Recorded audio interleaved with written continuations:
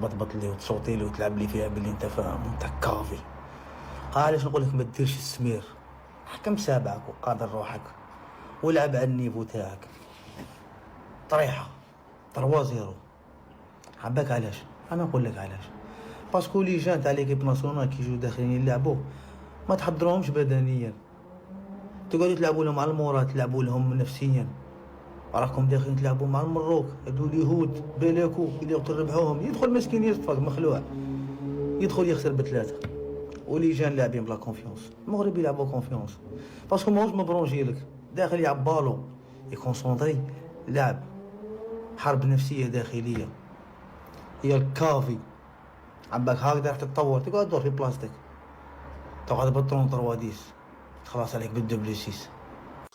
لا لا لا لا لا لا لا لا، خسارة المنتخب الوطني الجزائري 17 سنة ضد المنتخب المغربي 17 سنة ب3 أهداف بدون مقابل. مام با ان بيت، مام با ان بيت. المنتخب الجزائري اليوم غائب تماما عن المباراة،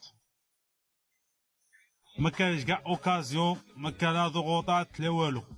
انا خوت تفرجت البارتيه 90 دقيقه من الاول حتى التالي والو. المنتخب الجزائري اليوم غائب تماما. خوتي هذه هي كرة قدم. بصحتكم بصحتكم خوتنا مغاربه بصحتكم.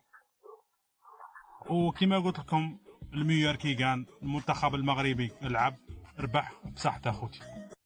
هذه هي الواقع خوتي. المنتخب المغربي لعب ربح بصحته.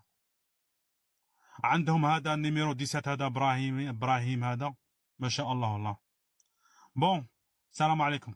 مبروك لمنتخب المغرب يا جماعه، الفوز 3-0 على المنتخب الجزائري اللي كان فاكر نفسه اللي هو هيقدر يكسب المغرب ويعتلي صداره المجموعه. نسي اللي في حد اسمه كبير افريقيا، نسي اللي في حد اسمه كبير افريقيا. منتخب المغرب النهارده بيسلق المنتخب الجزائري بالثلاثه يا حبيبي، بالثلاثه، ويعتلي صداره المجموعه. ومنتخب الجزائر نزل لترك المجموعه بعد فوز مصر على تونس. منتخب مصر بقى المركز الثاني، والمركز الاول منتخب المغرب. الف مبروك لاسود الاطلس، شرفتونا كالعاده، سلختوهم، قطعتوهم، موتوهم. انتوا الابطال، انتوا الاسود، والكبير كبير وكبير افريقيا معروف المغرب. يا ابو ثلاثة يا ابو ثلاثة يا ابو ثلاثة يا ابو ثلاثة، المنتخب المغربي تحت 17 سنة بيفوز ويقسو ويمتع على المنتخب الجزائري 3-0 في بطولة شمال افريقيا المقامة في ليبيا المؤهلة الى كأس الامم الافريقية اللي تقام في المغرب. المنتخب المغربي النهارده كان اداء اكثر من رائع، اداء اكثر من ممتاز. يعني اتفرجت على اجزاء من المباراة كده، يعني مستقبل المنتخب المغربي في امان لمده 30 سنه. بسم الله ما شاء الله، مش بنحسد مغاربه. عندهم لعيب جديد، ميسي. فاكرين ميسي لما كان في برشلونه او بدايه ظهوره لما كان بشعر نفس الستايل؟ لاعب تشيلسي ما اعرفش اسمه بصراحه، انا عايزكم تكتبوا اسمه. لاعب جمدان، لاعب خيال، لاعب عالمي، نفس ستايل ميسي، نفس ستايل. يعني بسم الله ما شاء الله. يا ابو ثلاثة يا ابو ثلاثة. لحد هنا وكفايه يا مغاربه. احنا عارفين اللي بيضايقكم بياخد واللي بيستفزكم بياخد. ذنبنا ايه؟ احنا كمصريين بنحبكم ناخد. منتخب تونس في البدايه قاعد يقول ويستفز ويقول انا جامد وانا خد 2-0 عادي. الطبيعي في فروقات شويه في الاعمار السنيه، واخواتنا المغاربه بيحبوا التوانسه والتوانسه بيحبوهم، فالدنيا رايحه ما بينهم، فما فيش مشكله. طبعا منتخب الجزائر انتوا عارفين فاز في اول مباراه في بطوله شمال افريقيا 5-1 على المنتخب الليبي. يسكت؟ لا، يقول لك انا متصدر البطوله، انا حامل كاس افريقيا تحت 17 سنه القادمه. انا كل ده علشان كسب 5-1. نسي انه ما يقابلش المنتخب المغربي حتى الان. قابل منتخب المغرب، اعمل ايه؟ اخد على وشه كام؟ 1 لا، 2 لا، خد 3-0. طب ما هو الطبيعي بياخد 3-0، ينسحب ياخد 3، يلعب برضه يخسر 3، مش مشكله. ده ضايقكم، ده استفزكم، ذنبنا ايه احنا كمصريين بقى؟ المباراه الجايه تكون ما بين المنتخب المغربي والمنتخب المصري، وانتوا عارفين المغاربه كلهم دلوقتي حسام حسن ناموسه، ابراهيم حسن بنسيون.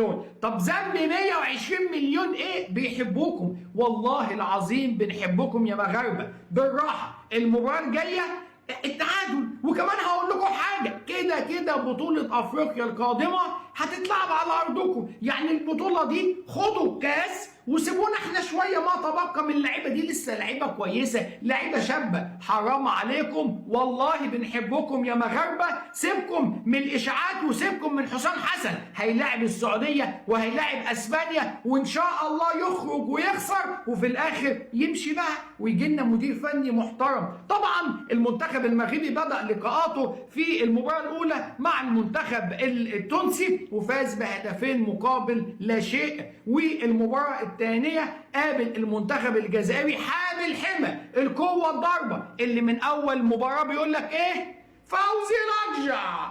احنا البطوله بتتلعب في ليبيا، ولما فزنا 5-1 على المنتخب الليبي خلاص حسوا ان هم منتخب جامد قوي. واول لما قابلوا المغرب بدا البكاء والعويل، فوزي رجع، فوزي رجع. هو ده اللي دايما بيحصل في حاله الخساره، ولما بيلعبوش يقول لك كولاسه فوزي رجع. نفسي اشوفكم في يوم في حياتي وانتم فايزين. طبعا الصداره مغربيه ب6 نقاط على المنتخب التونسي ب2-0 وعلى المنتخب الجزائري 3-0. المنتخب الجزائري في المركز الثاني بعد فوزه على ليبيا 5-1 في المباراه الاولى وتلب 3-0 في المباراه الثانيه. المنتخب المصري النهارده حقق مفاجاه بالفوز على المنتخب التونسي بهدف، ولكن للاسف في نهايه المنتخب الوطني الجزائري في الصداره كالعاده. شوف خويا، النتيجه 5-1، 3 نقاط. الماتش الاول هذا هو، بسم الله وقول الله يبارك. جميع واحد يشوف الفيديو وقول الله يبارك خويا.